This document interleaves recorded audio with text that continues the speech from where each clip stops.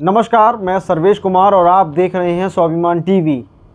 काफ़ी समय से एक मुद्दा बरेली के अखबारों में गरमाया हुआ है, बरेली के अखबारों की सुर्खियां बना हुआ है। तो हमारे साथ इस वक्त मौजूद हैं महेश पांडे जी, जो कि सीनियर अधिवक्ता हैं और इन्हीं की वजह से वो मुद्दा है, मामला है, गरमाया हुआ है। तो हम इनसे बात करेंगे कि आखिर क्या पूरा मामला है जिसकी वजह से एक मुद्दा जो कि बरेली के अखबारों की सुर्खियां इस समय बना हुआ है। पांडे जी, सबसे पहले तो आपका बहुत बहुत मैं इस्तकबाल करता हूं स्वाभिमान टीवी में। ये जो इंटरनेशनल सिटी का मुद्दा आपने उठाया है जी, ये क्यों उठाया आपने? सबसे पहला क्वेश्चन। देखिए, इंटरनेशनल सिटी जी टोटली इलीगल उस पे पहले दिन से बनाई जा रही है। जी जो ज़मीन जिस पे इंटरनेशनल सिटी को विकसित किया गया है, जी ये ज़मीन जो है सैलाबी ज़मीन थी। इस पे 113 तालाब थे, पोखर थे। जब 113 तालाब और पोखर पाटे जाने लगे तो हमने जनहित में ये जो प्रकृति की संपदाएं होती हैं, जैसे जल के स्रोत, सिटी के इशू को उठाया। ये जल के स्रोत हैं, इससे आने वाली पीढ़ी जुड़ी हुई है। क्षेत्र के गाय गोरू किसान सब उससे प्रभावित हो रहे हैं। जब हमारे पास इसकी शिकायत आई तो उस टाइम पे हमारी सरकार थी और मैं DCDF का चेयरमैन था। मैं आपको ये भी स्पष्ट कर दूं कि मैं अधिवक्ता नहीं हूं, मगर हाँ कानून का विशेषज्ञ माना जाता है मुझे, क्योंकि मैं हर चीज़ को पढ़ता हूं। तो मैंने इस चीज़ की शिकायत माननीय मुख्यमंत्री जी से की। ममता सरकार जो है बहन जी की थी। बहन जी को जब इसको हमने सारा लिखा के भेजा तो उन्होंने जांच के आदेश किए, किंतु तत्कालीन जो ये प्रशासनिक अधिकारी हैं, वाइट कॉलर्स, उन्होंने इस चीज़ को दबाने का प्रयास पहले दिन से किया। जो आता है उसका जो जनपद से लेना देना कोई नहीं होता। ये लोग माफियाओं को शेल्टर देते हैं क्योंकि माफियाओं से इनको आमदनी होती है। इनकी गैर कानूनी मांगे पूरी करते हैं माफिया। आपका कहने का मतलब है ये लोग जो हैं वो भ्रष्टाचारी में संलिप्त हैं। प्रशासनिक अधिकारी इसलिए लिप्त है भ्रष्टाचार में कि जिस चीज़ को हमने शुरू से कहा उस चीज़ पे इन्होंने तवज्जो क्यों नहीं दी। आज धीरे धीरे वहाँ पर काफ़ी लोग बस गए। अगर प्रशासन का अधिकारी ये चाहता, खास करके राजस्व विभाग का अधिकारी, तो वहाँ पर ये डेवलपमेंट पहले दिन ही रोक दिया जाता। तो ये 2008 से जैसा कि आप बता रहे हैं कि ये लड़ाई चलती चली आ रही है, तो अब किस पड़ाव पे है ये लड़ाई? देखिए, असली लड़ाई 2012 से शुरू हुई थी जी। जब तालाब पट गए। उसी टाइम पे दूसरा और एक बहुत बड़ा अपराध किया जी इन माफियाओं ने, जी जो एग्रीकल्चर सीलिंग है। रिफॉर्म एक्ट के तहत 154 के तहत उसकी धारा के इन्होंने 12.5 एकड़ से कई गुना ज़्यादा ज़मीन एक ही परिवार के सदस्यों ने खरीदी। अच्छा। और वहाँ पर ग्राम समाज की ज़मीन, तालाब, पोखर, जलमग्न एरिया, चक्रोट सब पाटे इन्होंने। जब पाटे गए उसमें राजनीतिक हस्तक्षेप शुरू हो गया। कुछ सत्ता पक्ष के लोग इनके साथ जुड़ गए। मैं नहीं कहता सत्ता पक्ष में, उस टाइम पे BSP के, उसके तत्पश्चात समाजवादी पार्टी के और अब कुछ भारतीय जनता पार्टी के लोग इनके साथ जुड़े हुए हैं। लिहाजा इस लड़ाई को एन केन प्रकारेण ये चाहते हैं कि रोक दिया जाए। हाँ, जिसके चलते अंत में विवश होकर जब हमने देखा प्रशासन के अधिकारी हमारी बात को इग्नोर कर रहे हैं, हम माननीय उच्च न्यायालय गए। माननीय उच्च न्यायालय में जनहित याचिका लगाई हमने। जनहित याचिका में 3 चीज़ें हमने मुख्य रूप से न्यायालय के समक्ष रखी।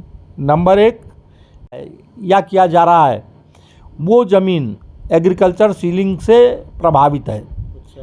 जो कि 154 ZLR के तहत राज्य सात हो चुकी है। नंबर 2, इन्होंने 113 तालाब पाटे जिन पे प्रकृति का पशु पक्षियों का था। नंबर 3, जिस टाइम पे सीलिंग चल रही, वहाँ पर उसकी कार्रवाई चल रही थी, क्या नाम, कंसोलिडेशन की, चकबंदी की, तो उस टाइम पे इन्होंने चकबंदी के नियमों को ताक पे रखकर स्वयंभू होकर 143 की घोषणा की। जब इसकी शिकायत हुई तो जिस एसडीएम ने उसने स्वयं अपना आदेश वापस ले लिया। अपना आदेश वापस लेने के बाद अपने आदेश में उसने नीचे लिखा है कि मेरे अधिकार क्षेत्र के बाहर था। जब एक एसडीएम ने उस आदेश को वापस ले लिया तो इससे स्पष्ट हो गया कि जो हम कह रहे थे वो बात सत्य है, हमारी बात सत्य थी। उच्चाधिकारी थे, उन्होंने उस वक्त भी उस पर संज्ञान नहीं लिया। अच्छा, नहीं तो आपने किस तरह से लड़ाई को शुरुआत करा जिससे आज आप इस पड़ाव तक पहुंचे हैं कि आप जो कह रहे हैं कि 2012 से लड़ाई शुरू हुई है और अभी भी लड़ाई जारी है? देखिए कि हम उस चीज़ को रोकें और जो है प्रशासन के उच्च अधिकारियों के संज्ञान में इस बात को लाएं। हमने लिखा पढ़ी की, जिसके चलते सारे लोग हमारे खिलाफ हो गए।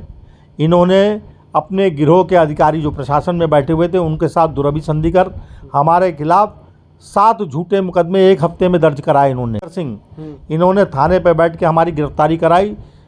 सुप्रीम कोर्ट की विधिक व्यवस्था दी हुई है, सेटल्ड लॉ है नमन Singh versus state of Uttar Pradesh में कि कोई भी प्रशासनिक मजिस्ट्रेट मुकदमा नहीं लिखवा सकता, मगर उन्होंने हठधर्मिता के चलते हमारे खिलाफ मुकदमा लिखवाया।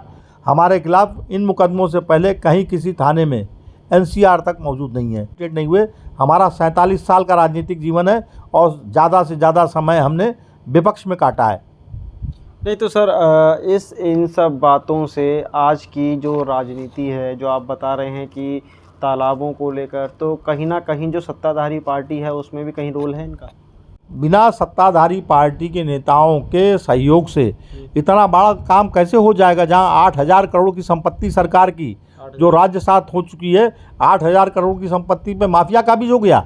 लगभग कितने सर लोग वहां पे बसना शुरू हो गए हैं? जैसा कि जानकारी में आया, लगभग कितने लोग वहां पर अभी होंगे? ये बताया गया कि 40-50 परिवार वहाँ रह रहे हैं, मगर निर्माण जो है लगभग 400 भवनों का हो गया, ये बताया।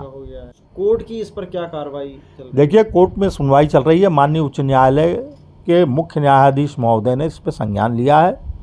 जो उनके सहयोगी जज साहब हैं उनको पूरी बात की जानकारी हो गई है और जिला प्रशासन की ओर से जो जवाब दाखिल हुआ है उसमें भी उन्होंने इस बात की स्वीकारोक्ति की है कि 154 का उल्लंघन हुआ है, हमारे अधिकारी दोषी हैं। जो अधिकारी जिसने 143 की थी उसके खिलाफ हम कानूनी कार्रवाई कर रहे हैं। एफआईआर की प्रक्रिया प्रचलन में है। अपने जवाब में इन्होंने अपने काउंटर एफिडेविट में जिला प्रशासन की ओर से दिया है। इतना ही नहीं, बरेली विकास प्राधिकरण जो इसके लिए मूल रूप से जिम्मेवार है, जिसको नक्शों को देखना चाहिए था, उसने भी अब पिछली तारीख जो 30 अगस्त थी उस दिन अपना जो है काउंटर एफिडेविट दाखिल करके इस बात की स्वीकारोक्ति की है कि सारा ही निर्माण अवैध रूप से हुआ है। हमने इनके नोटिस दिए, इनका नक्शा सस्पेंड किया है, हम इनके खिलाफ कार्रवाई करने जा रहे हैं। इन्होंने बसाए हैं जितने आवास वो भी अवैध हैं और जितने हैं अभी जितने बन रहे हैं वो भी इस समय अवैध हैं। तो क्या लगता है सर, कब तक इन पर कार्रवाई हो जाएगी? देखिए, माननीय उच्च न्यायालय में 26 तारीख सुनवाई के लिए अगली तिथि निर्धारित है जी। और तब तक करीब करीब सारे ही पत्ते खुल चुके होंगे। न्यायालय में जो बैठे माननीय न्यायाधीश लोग हैं, बहुत वो सभी कुछ जानते हैं, उनकी निगाह में पूरी बात है। हिंसलाल तिवारी बनाम कमला देवी वर्ष 2001 सुप्रीम कोर्ट के दिशा निर्देशों की धज्जियां उड़ाई गई हैं, इस बात का एहसास भी माननीय न्यायालय को है। जब सर्वोच्च न्यायालय के निर्णय को, सर्वोच्च न्यायालय ने जो विधिक व्यवस्था दी है उसको अगर प्रशासनिक अधिकारी अमल में नहीं ला पा रहे हैं, तो मैं समझता हूँ प्रशासनिक अधिकारियों को सरकारी सेवा में रहने का कोई अधिकार अब शेष नहीं बचा है। कि क्या लगता है अभी आपको, जैसे ये आपने ये लड़ाई अभी आपकी और कितने टाइम तक चलने वाली है, इसके आगे का आपका क्या और जो है पड़ाव आने वाला है? देखिए, 30 तारीख इसमें लगी हुई है, 26 तारीख लगी हुई है। 26 तारीख को मैं समझता हूँ माननीय न्यायालय में हमारा रिजाइंडर भी पहुँच जाएगा। माननीय न्यायालय उसका विश्लेषण करेगी। हमारे हिंदुस्तान के जो न्यायिक अधिकारी हैं बहुत ही विद्वान, बहुत ही जागरूक और लोकहित में काम करने वाली न्यायपालिका है हमारी यहाँ की। विश्व में सबसे अच्छी न्यायपालिका हिंदुस्तान की है। हिंदुस्तान की न्यायपालिका का जो अधिकारी है, चाहे वो सर्वोच्च न्यायालय का जज हो, चाहे माननीय उच्च न्यायालय का जज हो, चाहे डिस्ट्रिक्ट कोर्ट का जज हो, बड़ा संवेदनशील होता है। मामलों में ये लोग पूर्ण रूप से अपने दायित्व का निर्वहन करते हैं। और यहाँ पर भी माननीय उच्च न्यायालय के जो मुख्य न्यायाधीश महोदय हैं बिंदल साहब, मैं समझता हूँ किसी भी कीमत पे दोषी कर्मचारियों, अधिकारियों को और माफियाओं को बख्शेंगे नहीं। जिस दिन हम अगली सुनवाई होगी, हम न्यायालय से प्रार्थना ये भी करेंगे, याचना करेंगे न्यायालय से कि आप इसमें सीबीआई जांच के आदेश करिए। और सीबीआई जांच से स्पष्ट हो जाएगा कि जो प्रश्नगत इंटरनेशनल सिटी के निर्माता हैं, इनकी आर्थिक स्थिति पूर्व में क्या थी और आज क्या है, कि इनके द्वारा कमाई गई संपत्ति किस तरह से अवैध है। अगर सीबीआई को जाता है मामला तो बहुत अच्छा, अन्यथा अगर एसआईटी को जाता है, हम एसआईटी गठन की भी बात कहेंगे कोर्ट में। अगर एसआईटी गठित होती है तो भी दूध का दूध, पानी का पानी बिल्कुल सामने आ जाएगा। क्योंकि माननीय उच्च न्यायालय अपनी मॉनिटरिंग में अब जो कुछ कराएगा, मैं समझता हूँ अपनी मॉनिटरिंग में कराएगा, क्योंकि मामला बहुत बड़ा है।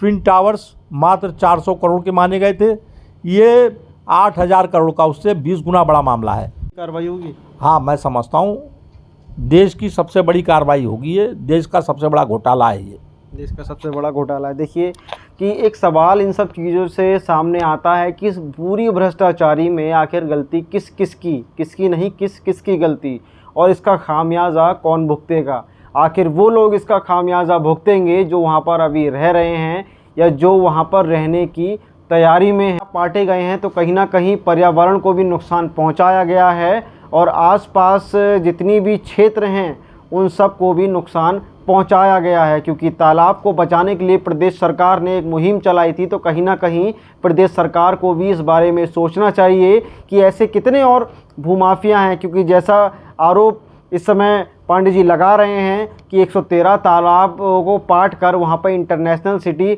बसाई गई है। इस बारे में सोचना चाहिए कि ऐसे और कितने मामले हैं जहाँ तालाबों को पाट कर निर्माण किया गया है और इसमें जनता को कितना और भुगतना पड़ेगा। क्योंकि जो बड़े बड़े बिल्डर हैं, बड़े बड़े जो भूमाफिया हैं, वो तो पैसा लेकर निकल जाते हैं, जो इसमें भुगतना पड़ता है वो आम जनता को भुगतना पड़ता है। अब देखना क्या होगा कि कोर्ट की तरफ से क्या निर्देश मिलता है। सर, प्रदेश सरकार का इसमें क्या अहम रोल है? क्योंकि अभी कुछ समय पहले एक आदेश आया था कि उत्तर प्रदेश के मुख्यमंत्री योगी आदित्यनाथ तालाबों के लिए उन्होंने एक टीम बनाई है जिसको लेकर काफ़ी वो सक्रिय हैं। देखिए, प्रदेश के मुखिया माननीय योगी आदित्यनाथ जी जो काम कर रहे हैं, मैं समझता हूँ सराहनीय कार्य है। और तालाबों को लेकर जितना वो सजग हैं, प्रदेश का प्रशासनिक अधिकारी माननीय मुख्यमंत्री जी को गुमराह कर रहा है। माननीय मुख्यमंत्री जी जिस निष्ठा के साथ में लोकहित के कामों को करना चाहते हैं, उतना ही उसके विपरीत ये प्रशासन में बैठे अधिकारी कहीं बाज नहीं आ रहे हैं। माननीय मुख्यमंत्री जैसी हस्ती को भी गुमराह कर रहे हैं। मुख्यमंत्री योगी आदित्यनाथ ने एक आदेश पारित किया था कि जितने तालाब हैं उनको बचाया जाए और नए तालाबों को मतलब बनाया जाए, तो कहीं ना कहीं पुराने तालाबों पर इसका क्या फ़र्क पड़ने वाला है? देखिए, अगर प्रशासन के अधिकारी ईमानदारी से कार्य करते हैं तो मैं समझता हूँ जितने तालाब पाटे गए हैं सबकी सूची प्रशासन के पास उपलब्ध है। मैं बरेली के ही कहें तो अन्य तालाब बता दूँ में हैं, मगर प्रशासन में बैठे अधिकारी उस पर ध्यान अभी भी नहीं दे रहे हैं। मैंने लिख के भेजा है, मंडल आयुक्त महोदया को भी लिख के भेजा है, नगर आयुक्त महोदया को भी लिख के भेजा है, जिला प्रशासन को भी मैंने लिख के भेजा है। शहर के हार्ट ऑफ द सिटी में राधेश्याम एन्क्लेव बसाया गया, ये भी तालाब था। कस्बा हाफिजपुर का रेजिडेंसी गार्डन, ये भी तालाब है। तो इसमें कहीं ना कहीं पिछली सरकारों की संलिप्तता रही होगी। देखिए, सरकारों की संलिप्तता तो आप अगर कहते हो तो इसमें इनकार नहीं किया जा सकता, मगर सरकार से ज़्यादा अधिकारी संलिप्त हैं। तत्कालीन सरकारों ने भी इस पर जांच के आदेश दिए थे, मगर अधिकारियों ने उन जांचों को ठंडे बस्ते में डाल दिया। बरेली से मैं सर्वेश कुमार, स्वाभिमान टीवी के लिए।